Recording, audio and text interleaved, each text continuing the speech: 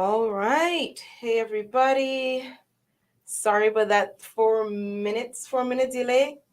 I was trying to get my system set up. And if anyone has a problem hearing from me, can you please let me know? Can you hear me? Is everybody hearing me very well? I had a slight delay because I had to check in with our studio manager to make sure I had everything set up correctly. So I'm speaking right now. I'm speaking. In case you're not hearing me, please let me know. Fingers crossed, everything goes well. Good evening, good evening, good evening. Welcome to another Tuesday edition of Across the Diaspora. Uh, your music stopped. Oh, you can hear me. Awesome, awesome, awesome. The music was just my intro. I'm not sure what you mean by your music. um, but uh, I'm back here for another edition. So I did not have any live program last week. I did not have a program last week. I had to take a break to figure out the direction that I'm going and how I'm going to put things together. So my apologies, but my goal is to be consistent. My goal is to be consistent. So every week, every Tuesday between 6 and 6:30, depending on how things are going. So this evening we are going to be talking for the most part about fashion, but specifically African traditional fashion. For those of you who do follow me on Facebook, would realize that would have seen some conversations that we've been having in regards to what is acceptable to be worn and what is not acceptable. So we're going to go into detail, but I'm going to speak specifically on what is traditional African wear. Most of us are not quite familiar on what is considered traditional African wear, and I am going to attempt to show a slideshow with photos as I describe, some of the traditional African culture pertaining to specific cultures on the continent. I do not have all of the different styles, keeping in mind that they are several several hundreds. There are hundreds of tribes across the continent. Many of them have their own traditional wear, some not so much. So it would be difficult to highlight all of them. But for the major ones, some of the major ones I was able to capture and I will share with you tonight. And going forward, I will include and mention some of them in future shows. So we're gonna just talk about that and a few other things that's been happening in our cultural scene that I want to discuss. But before I go any further, I want to mention that we are hosting and coordinating collaboration with the Phoenix Local Organizing Committee and some of my friends a live viewing or a screening, right, of the movie Woman King. We will be having it. It will be screened at AMC Theater at Arizona Center, which is located in downtown Phoenix. It will be going live on September 17th. Yes, September 17th, AMC Theater, and tickets are now available. So if you're not quite sure about the details, please check my Facebook page. But it starts at 4 p.m., expected to be about 3 hours long. And then after the movie, then we're gonna have a discussion, a public discussion about what we saw and or how we feel about the movie, right? So this is going to be considered like a continuation of the one of the shows that I've had previously, one of my podcast shows I've had previously around the subject of a woman king and what it means as for us as a culture. So please, is I'm so excited. For those who know me, I tend to go big with what I do. So we do have big plans in regards to something cultural to open the screening. So check my page. There are two tickets, right? There's the ticket for just general admission, for the cultural experience, within a space of, within the same space with people from members of the community. And then there's another ticket for those who want popcorn and soda. I am planning some working on additional details for after we leave the movie theater. For those of you who know me, when I'm out, I'm out. So, hey, we're out. Let's do something special afterwards, right? So, still planning, figuring out those details. But I'm encouraging you, if you're in Phoenix, Arizona, because I know I have folks looking at this show in other places, but if you're Phoenix, Arizona, check out the link on Eventbrite. You want to be a part of this. I'm excited about it. My friends are excited about it. It's going to be a fun time. So we're going to be looking at the movie, have a really in-depth discussion about what we saw, and then possibly do something fun afterwards if you're up for it. All right. So that's September 17th. After that, the day after, September 18th, I haven't made the flyer public as yet. It was finalized today, but it'll be public by the end of this evening, maybe. If anyone on my team is listening, you can post the flyer now. Um, but I'm having a Models and Mimosas event. This is our second annual event for that particular occasion.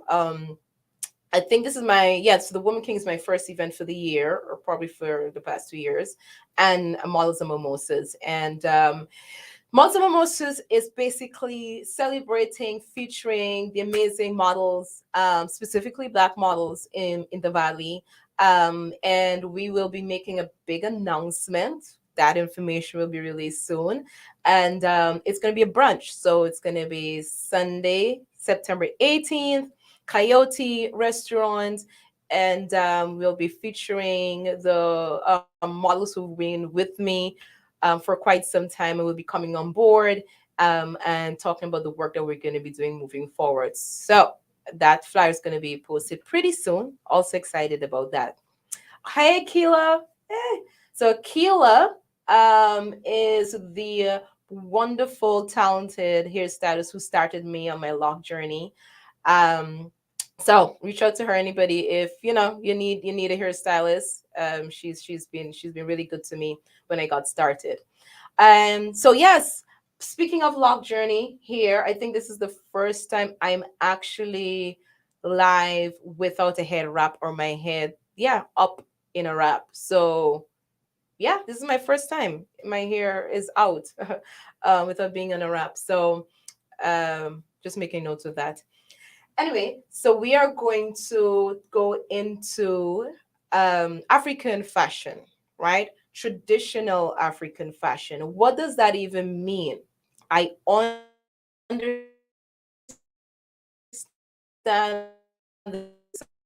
because our skeptical when it comes, but really do not want to cross any boundaries, insult anyone, appropriate, which I think is a topic about itself, right? Can people of African descent culturally appropriate an African inspired or traditional African wear, or an African inspired outfit, right?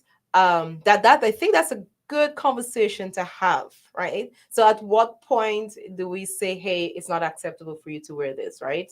Um, I think personally that there are some styles, African fashion that would be off limits, right? I think it is left up to the individuals of that specific culture to give permission to, and to make it okay to wear certain clothing. So for myself, who I see myself as an African woman of African descent, I love the culture and I embrace wearing the particular clothing. There are some pieces where I'd be like, I would stay away from it, right? Because it's deeply rooted in history. It has significant meaning for that culture, for that community, and out of due respect, I choose to stay away from. from certain clothing. So I do have clients, I do have customers right now. No, I don't think they're on Facebook. No, they wouldn't be seeing this right now. Who've ordered some pieces bordering on, I'm like, I don't think we need to wear this, right? So there are some times when I would ask my tailor, okay, what do you think about this, right? How do we make this into a twist, make it into a twist where it's much more modern and does not offend anyone? So I've had to have some conversations where with a client or two where I would say, nah, I think we should stay away from this. I know you're excited, but let us try a different style. And I think that that goes into, honoring and recognizing what the clothing mean, for the culture, and also for us to learn what it is that we're seeing, learn the meaning and the history of the clothing that we're curious about, we're interested in, right? So I totally get it. I totally get it.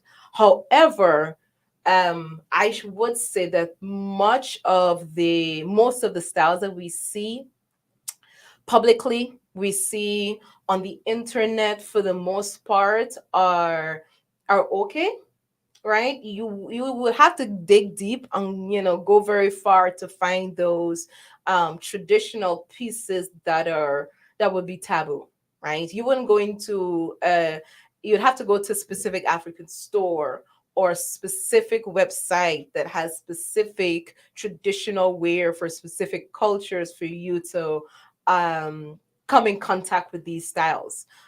So one for my customer, for example, I was like, where did you go to find this outfit? Like, how far did you search to find this style to choose to want to have this made for you? All right. Sometimes I have to ask some questions, but I find it amusing also because he's really excited. Like, I want to wear this. I'm like, no. But for the most part, if you're seeing the styles are common, they're all over Google, it's a safe bet that it's okay, right? Um, so if anyone who's of African descent or is from the continent and is watching this and wants to add any input, please feel free. Please feel free. I'm coming from the perspective of someone who's born in the West, right? Born in the from a West Indian culture, Caribbean culture, and over the years I've learned a lot. I've had a lot of conversations, and I'm speaking from that, right? So I was not born in the continent, not from a specific culture or tribe, but I'm speaking based on knowledge and understanding and conversations I've had with different people from the continent. So that's where I'm coming from. Okay. Now I'm going to try something new today. I'm going to do a slideshow presentation. So we will test this out to see if this goes smoothly. Fingers crossed. Um, stream. There we go. Okay, traditional African fashion. Thumbs up. Can someone please let me know if you see this clearly? You do not necessarily have to see me, just the PowerPoint. Now, I really wanted to. I was trying to figure out what is the ideal way to present these pieces that done some research on. So I figured a PowerPoint or a slideshow would be ideal. All right. Thank you, Phil. Okay. Now, this, as I said, is not a complete representation of what would be considered traditional African wear, just some of the more popular ones. Keep in mind that there's a difference between African traditional fashion and clothing, right? Or no, not clothing, fabric. So you have fabrics that are traditionally woven, that have been woven on the continent for centuries, for generations, and then you have full outfits. And so I focus primarily on the outfits, but not necessarily on the fabric. So there's a difference, and I will highlight the difference as we go along. All right. So first slide is good. It's safe. Let me um, go on to the next one. Now, in my research, I come to realize that the traditional African wear, it varies, as I said, across the continent, and they really they're used as a way to identify where you're from.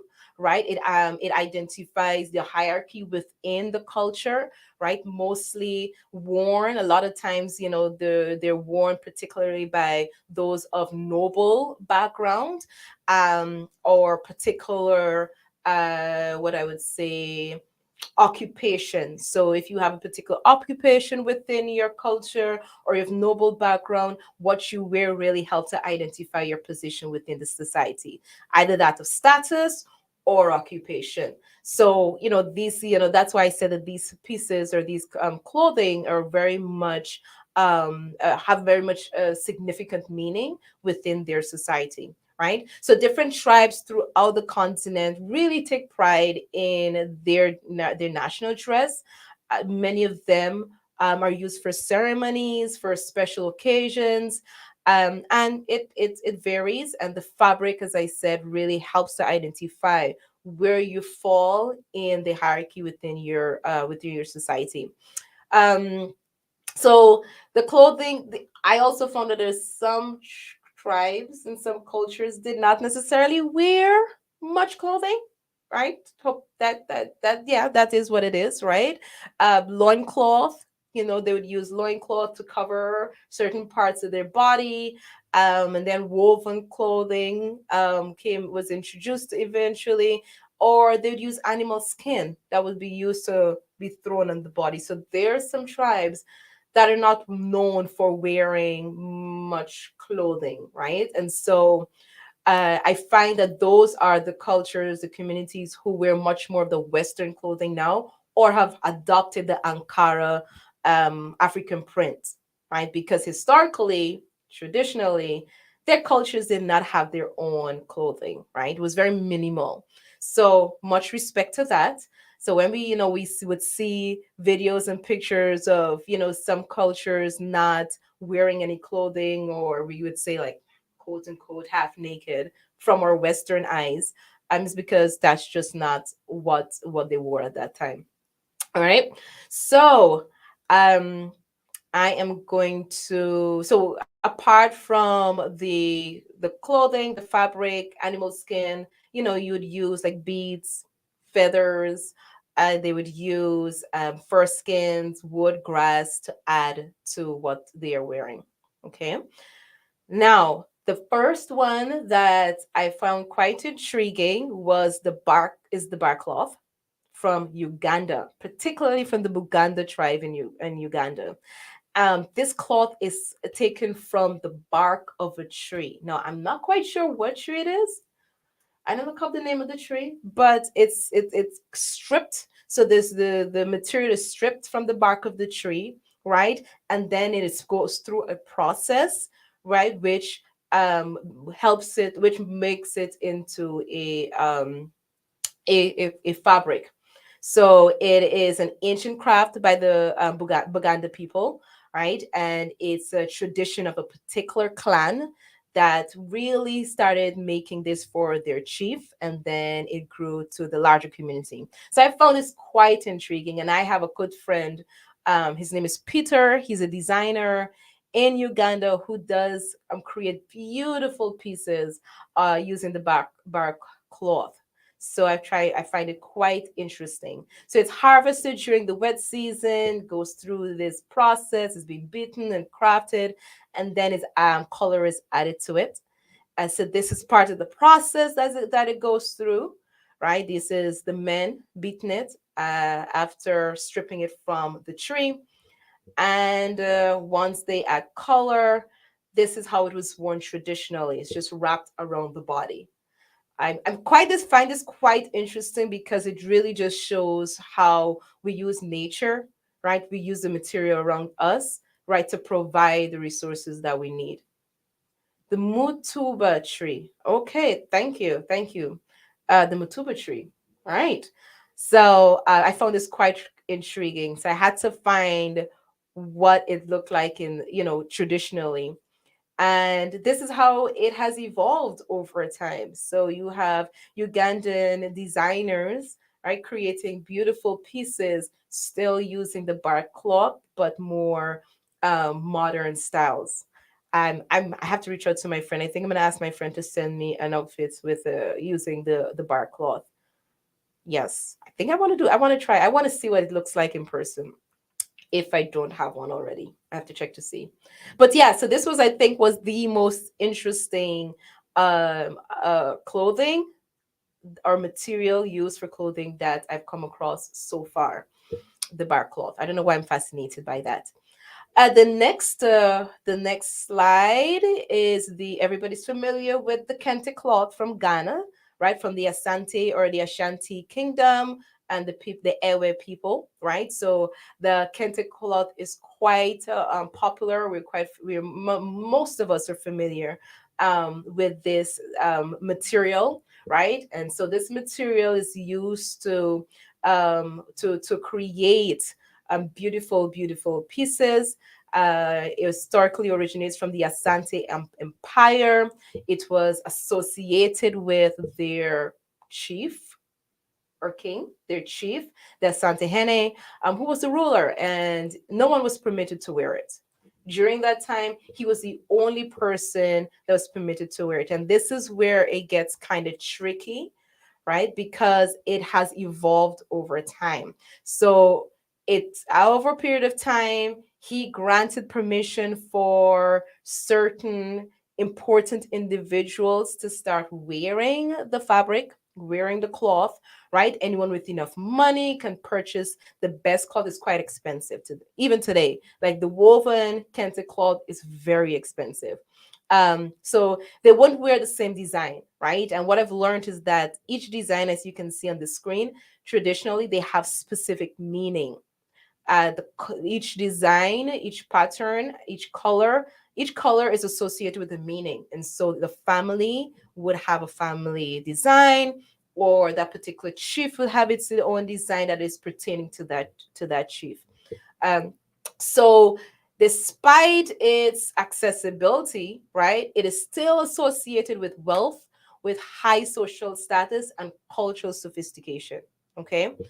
Um, but there is a caveat to that. There are some people who are known who become or help to popularize the kente cloth. This is a photo of it being woven, right? Look at those beautiful colors, pink and orange. So that's one of the tools that they use, the instruments that they use to weave the cloth. Now, for those of you who know Kwame Nkrumah, he was the leader of Ghana during the time of independence. And you can see the picture next to President Kwame Nkrumah is Muhammad Ali. So he visited Ghana, and there you can see him, with the kente cloth, wrapped around his body, which I think is absolutely beautiful, except for the fact that Kwame seems to be wearing Western clothing, but that's okay. All right. This is just an example of someone of a high importance, high status, being given this cloth and having it wrapped around them. And so Kwame Nkrumah really helped to popularize it. He became the first president to wear it after independence, after he was released from prison. And as a result, it became, recognized globally outside of Ghana. And so it has become quite common in the West for persons to be wearing kente cloth, to the fact where, I don't know if you guys remember what's the Black Caucus, right? Everyone in the Black Caucus. I think, well, I'm not quite sure what was the event, but they were wearing the kente cloth on their shoulder. Can't remember what was the specific event, but it really did raise alarms, and had a lot of raised eyebrows when they saw the Congressional Black Caucus and Nancy Pelosi with the kente cloth on their shoulder. But that just goes to show how broadly accepted it is. Now, the thing with kente cloth is there's a difference between woven one and knitted one. What I'm wearing will be considered a kente print, But what Kwame Nkrumah would be wearing would be the woven one, which is really expensive and have specific meaning. All right. So that's a kente. Then we have just pictures of Ghanaian or Asante chiefs adorned with the gold and the kente fabric. More examples, but just more modernized versions of the kente cloth being worn. I think it's absolutely beautiful. So, what do I say about this? Yes, it can be worn. Um, The woven one should be left for specific occasions, but the printed one is okay, like what I'm wearing. But the more expensive ones, I would keep that for that specific culture. Um, yeah, I would not even attempt to wear the more expensive woven kente cloth because that's has its own significant meaning. So this is just another example of modern fashion with the kente print. This gentleman wearing a tie and yes, the kerchief with the kente print. Then you have the Iro Atibuba. You'll see this at Nigerian weddings, specifically the Yoruba tribe, right? They wear this style. It's made up of about three pieces where you have a loose fitting top. I think about five pieces. A loose fitting top. You have a that extra piece of material fabric that goes over the shoulder or wrapped around the body, right? And then you have the gele. So I know the gele is quite popular. This is another traditional Yoruba Nigerian outfit. Uh, this I wouldn't wear this for a client. I wouldn't make this for a client.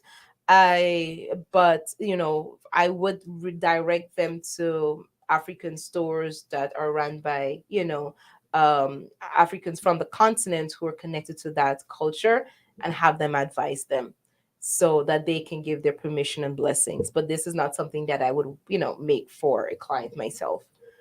And then you have the Senegal bubu. This is a full tunic. This is another traditional wear from Senegal. I think they're absolutely beautiful. It's very stylish. It's a robe that's worn by both men and women across different countries in Africa, right? It is sewn from one piece of fabric, right? And you'd have an opening on the side. And it's essential and it's common among men and women in Senegal, Mali, Djibouti, other Central African countries. So it's a very common style. I think it's absolutely beautiful style. And so the men wear this large bubu on the outside, and then the inside is like a pants and a tunic. Same thing for the women, right? But this has become modernized, right? And it there are modern ways in which you can wear this style without insulting anyone or because it's very much a common outfit that's worn within the society, right? And not necessarily affiliated with any specific noble person or interpretation, right? So that's a more um, modern example of a woman wearing the bubu with a head wrap. So these I'm hoping these examples are helpful for those of us who have questions, because we have events coming up where I will be asking you to wear African clothing, and where many of you will be asking, okay, what can I wear, especially for Black Panther that's coming up at the end of the year, right? And I know I've had people reach out to me, hey, I want to make something, I want to have something to wear for Black Panther. What's appropriate, what's not? So this is, I think, is really helpful. And if you do this research on your own, also, you'll be able to find this information for yourself. The next one, which I think is also one of my favorites, is the Habisha Kemet from Ethiopia. Oh, you have a question? All right. Give me a second. Let me just finish this. I'm curious to hear about your question, DJ. So the Habisha is a particular cultural group. I'm hesitant to say ethnic. I don't know if there's a specific ethnic group, but there's a specific group in Ethiopia, from Ethiopia, right? There, Ethiopia is so, like many countries in the continent, they have such a diverse group of ethnicities that each ethnic group, they would have their own traditional wear. But the Habishas, their traditional wear is much more common. You'd more so see these than the others, than the other ethnic groups that are found in Ethiopia. So some of the ethnic groups, as I said before, actually don't wear clothing, right? Some wear very little clothing, while others would just drape themselves with colorful, beautiful cloth around their bodies, right? Others will wear fur, they will wear leather, Ethiopian leather, absolutely beautiful, absolutely beautiful. Um, and some will wear goat skin, depending on which ethnic group you're talking about. But for the West, right, we wear clothes. The most common you would see is from the Habesha ethnic group, and they don't have a specific or a general Ethiopian cultural dress. Now there are a couple of Ethiopian clothing items that the West are aware of, but this is the more common one. It can be white, gray, beige. The Habesha woman, the Habesha woman, she wears like a dress that falls to the ankles, right, and is often worn with a shawl. This is a traditional dress of women from the Habesha group, and it's often embroidered around the borders. I think I have a few another style. There we go. So this is the traditional Habesha clothing. The embroidery varies from in colors, in style, but you will find around the borders different type of embroidery. Yes, we are wearing, well, the preference is white. They say white, but if you choose not to wear white, they say you can wear royal colors like purple or red. I don't know if I wear white personally. Yes, I don't know if I wear white personally, but that's what they're saying. They're saying wear white, but royal white. So I'm sure that people will try to, wear a royal white, like wear a head wrap with a long white outfit, because it's still giving homage, homage, right, to the African element of the movie. So they say if not white, some kind of royal color. So people are still looking to make it as Afrocentric as possible. Um, I don't think I wear white. I'm coming in full colors, but yeah, I'm coming in full colors. Traditional Habesha. This is the more modern version of the Ethiopian Kemi. So I love their styles, quite beautiful. Also, especially the male pieces also. And I think that is it for today. There are a few other pieces fashion that I did not include, and that's the clothing from the Maasai um, ethnic group in Kenya, from Kenya. They have their own traditional cloth that they wear, the red and blue, dark blue, black, right? And then you also have the Zulu tribe or Zulu ethnic group from South Africa. They have their own also traditional wear. And it's, I think, I'm trying to remember the name of it. I think it's the no, not the Togo. Togo is Cameroon. I think it's the Isidwaba. The Isidwaba, yes. So South Africa, they have their own unique styles also, but you don't really see that much in the West. No, no. So that is my presentation for today regarding the different traditional styles. So I would say for the most part, if you stay away from those pieces, or you have conversations with someone, to advise you on how to best wear some of these pieces, yes, but making sure that you're definitely acknowledging where you got these pieces from. So I'm going to try and remove that. There we go. All right. Technology. I'm back. I'm back. I'm back. All right. So, sir, DJ Smooth, I know you have a question. Do you? I don't think I can pull you in live without a link. So you can go ahead and ask your question. You can type it out actually. You can type out your question, DJ Smooth, because I'm using a platform, so I would not be able to just add you. Oh, the dashiki. You know, I almost mentioned the dashiki. But I did not include it because I'm like, it's too common. Is it socially acceptable to wear dashiki for those of us who are not directly from the continent? Yes. Now, I wish I had included that. So now the dashiki is it has become a little it has changed over time. A dashiki really is a cut, just like how you have a tunic or you have the kemi, right, or the bubu, right, the long flowing bubu that's open at the side. The tunic, the dashiki also is a specific cut of clothing.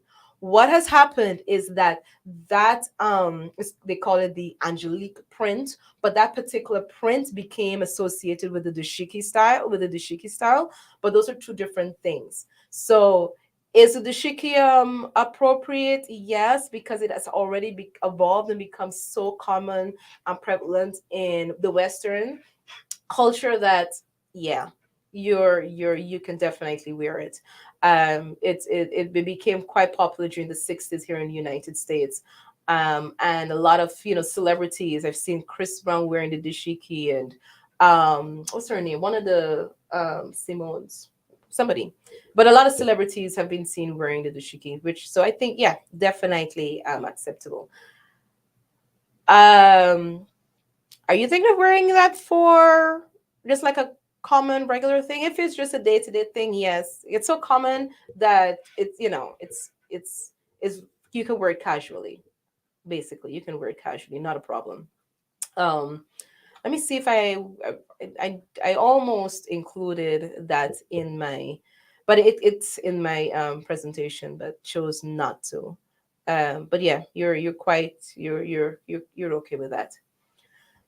Before I move on, anybody else has any questions around what is acceptable? As I said before, if you see it online, if you Google African wear and you just see different styles plastered all over, you're fine. You're good to go. You can wear it. It's because I get asked why. Okay. So you get asked why what? Why are you wearing it? Or oh, are you asked why you're wearing it? So I'm assuming that's the question you're asking. And often I'm guessing you are not of African descent. Why I'm wearing it and you're not of or you are. So you're probably not of African descent, which makes sense why you would get that question. And that is a question that you should be able to answer, right? What draws you to that your ancestors are okay. Okay. So you should be able to answer, for yourself and to others what draws you to the clothing, right? Do you personally identify as with the black culture, because that's different from African, right? So do you identify with the black culture? Do you identify with your African ancestry, how far back it goes, right? So if this is your way of connecting to that ancestry, well then that could be your answer. But many of us, we have different reasons for wanting to wear those pieces. Okay. Okay. So you love the culture. For what I know from Africans, for the most part, is Africans are very, they're open culturally. And so with education and with understanding of what you're wearing, um, they seem to be accepting are open to people wearing certain clothing. And if you acknowledge what it is that you're wearing, you acknowledge that it's African culture, and you're aware of that, then you should be able to say that, when people ask that question. But the dashiki is definitely something, the type of clothing that is quite common, and it's a safe one for you to wear. So yeah, no worries about that. But yeah, as long as you're able to answer that question for yourself and be able to explain your reason, and people should know you. Like if they know you, they'll know, well, okay, DJ Smooth, yeah, he's one of those guys who's aware, and so they'll respect that. There'll be respect for that. Okay. If you want to dig deeper, if you want to go beyond the dashiki, reach out to me. Let me know. Let me know. How can we encourage the younger generations to wear more African prints outside of the emancipation season? Wow, big question. Thank you, Keishel. Oh, okay, Keishel, I'm putting you on the spot, everybody. So Keishel Jennings is based in Guyana, and she is. Are you still part of Prodigy? But she is running for. Wait, has it passed? Has it passed? Well, she was a contestant for Miss Emancipation, and Emancipation was celebrated on August 1st, and that's the day where we recognize that they were African Guyanese who were um, freed from slavery, right? No, it hasn't. Okay, good. Well, good luck. I'm keeping tabs. I should be. I'm keeping tabs. All right. So that's a good question. How can we encourage the younger generation to wear more African prints outside of the emancipation season? And I think that even pertains to here in the United States, right? We tend to wear or think about African fashion when it's Juneteenth, around the Juneteenth time, and that's when African Americans recognize and acknowledge and everyone we have. I don't know what just happened. Sorry, like and then we have Black History Month, and Kwanzaa. For me, that's kind of part of what my mission is with my brand, is for us to normalize it as much as possible, but to make it connected to who you are, right? It's, or what does it mean for you to be Black, to be of African descent? Are you connected to that culture? And so if you are, then how do you show that in a physical sense? How do you manifest that outwardly, right? Outside of just saying, yeah, I know I'm Black, or I know I'm African Guyanese, right? How do we separate ourselves from the traditional Western wear if we feel as though being African, one way of representing that is wearing the clothing?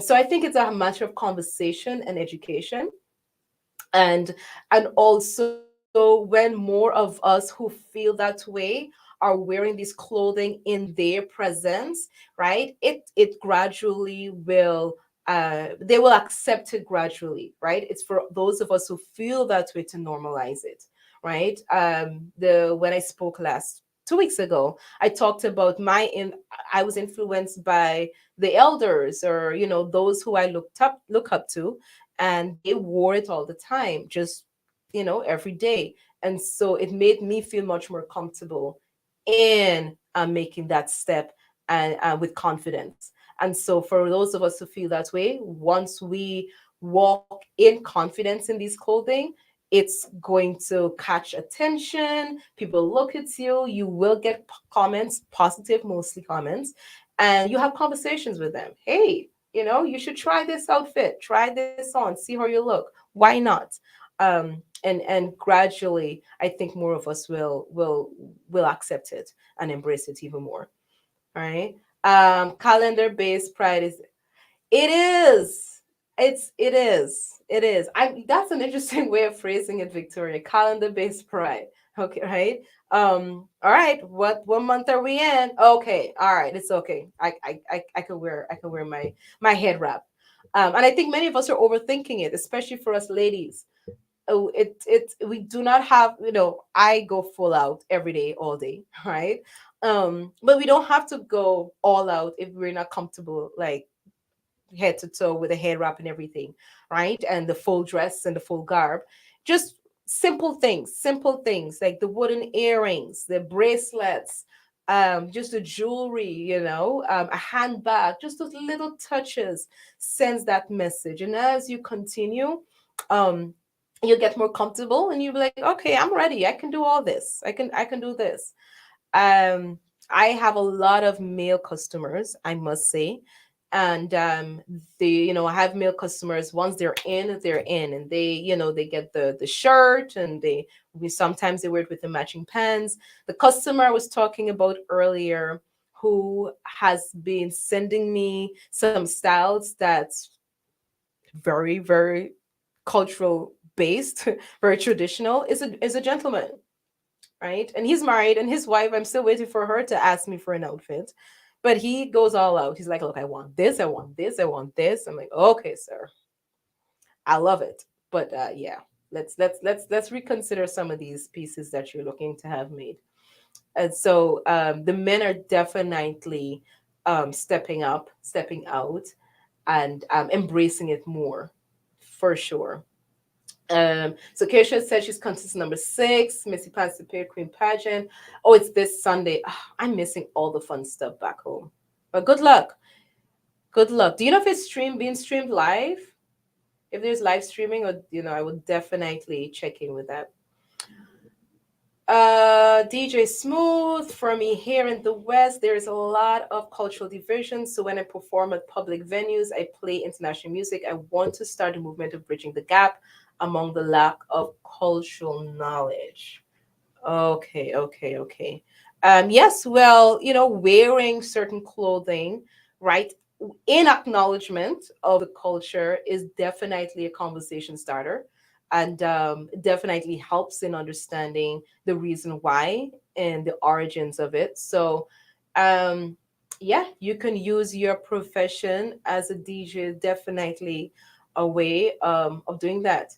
DJ Philo, I don't know if you're still here and you're listening to this, but you can definitely use your your platform also as a DJ, wearing African clothing, to have that conversation with people and help to bridge that gap. However, I'm curious as to what gap you're trying to bridge, though, right? Are you trying to bring cultures together, or are you trying to um, make embracing African clothing much more common?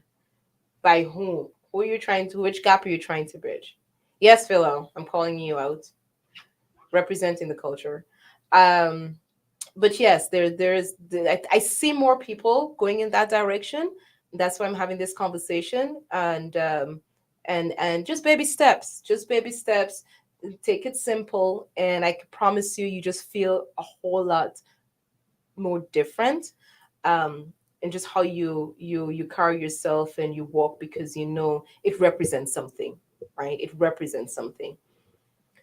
You try to make it normal. Oh, okay, good. Yes, exactly. Bring cultures together. Okay, all right, alrighty. um well, there's definitely a need for the African and the African American cultures to come together. And speaking of bringing cultures together, I had an interesting conversation with Michael Butts. He is running for office for District 11 in Phoenix, Arizona, and I met up with him at a Afrobeats event. Well, I should call it. Is it at Amapiano? It was at the a concert or a show by a South African DJ. And we were talking about how we can bring together, the African American cult community and the African community, right? Because we're in the same city, in the same space, but we're not coming together. We're congregating in our own spaces, completely oblivious of what is happening in each culture. And Michael, I spoke with him, seems to be, they would definitely be someone that I would support. And, because he was very much interested in having that conversation of how can we align with each other, moving forward on in serious political issues. He is. And for those of you who vote, I would say, look for his name. This is not something I do ever, but I went, we all went to school together, right? Taught with him at ASC Prep. Ah, oh, really? Okay. I didn't know he was an educator. So we all went to ASU together, and I had a really good conversation with him, and that was his concern.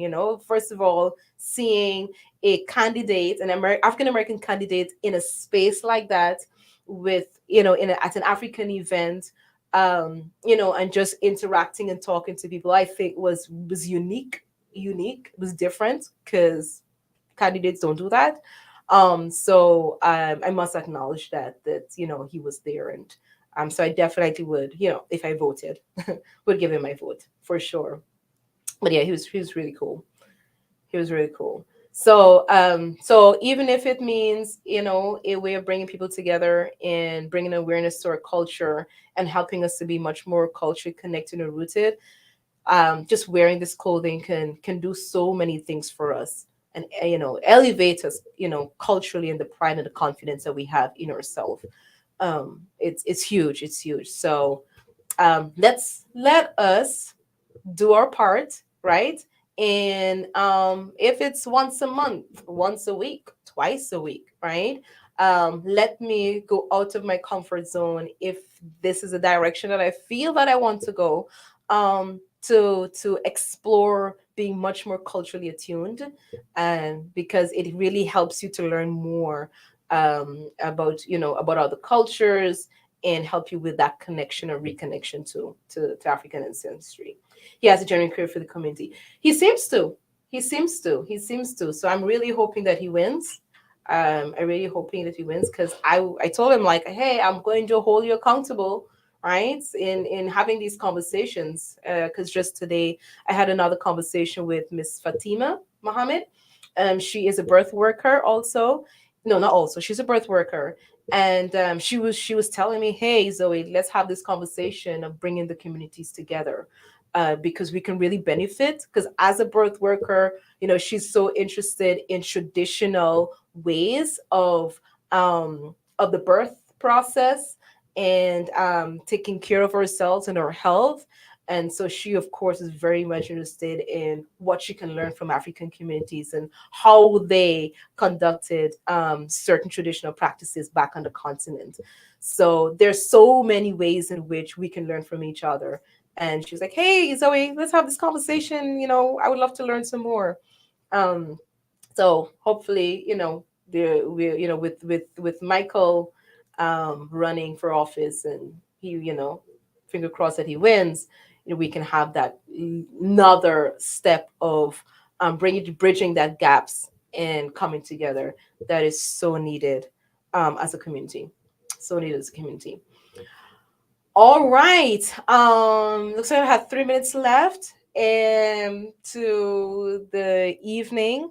I really do appreciate everyone who has joined. In case we do not have any more questions, I'll sign off for now. There is one other topic that I really wanted to talk about, but I will leave it for the next time I go live. Please, if you have not signed up as yet, please sign up for the War Woman King movie that's coming on next September 17th. It's going to be a really good, it's a great time. And we're going to have a really good discussion afterwards. There are 2 tickets, $20, $25. You're going to be in for a treat, and I look forward to connecting with you and having further conversations with you. So it's only 76 seats auditorium. So folks have already started buying their tickets. So don't wait too long to get your tickets. Don't be like me and buy the day of. So go right ahead, jump in, reserve your spot. and so that we can have it booked and ready for next month. All right. So I appreciate the time with you. Thank you for everyone for joining me. See you again next week if I don't do a live before then. And yeah, enjoy the rest of your week and evening. Bye.